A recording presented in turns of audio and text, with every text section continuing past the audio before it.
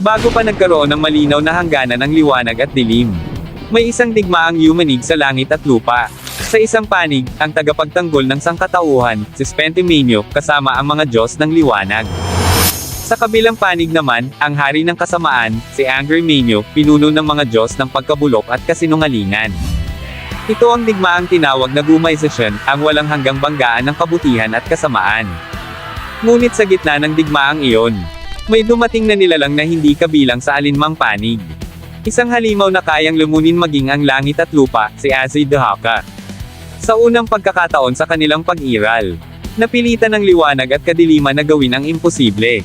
Magkaisa, at sa pagsasanib ng dalawang magkasalungat na kapangyarihan.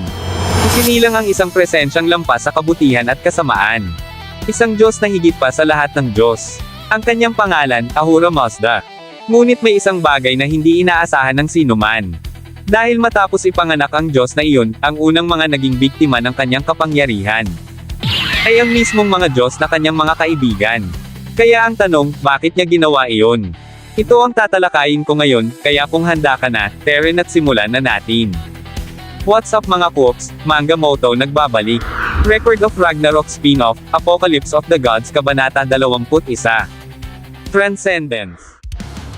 Gusto mo bang mapanood ang buong video at malaman ang kabuoang kwento?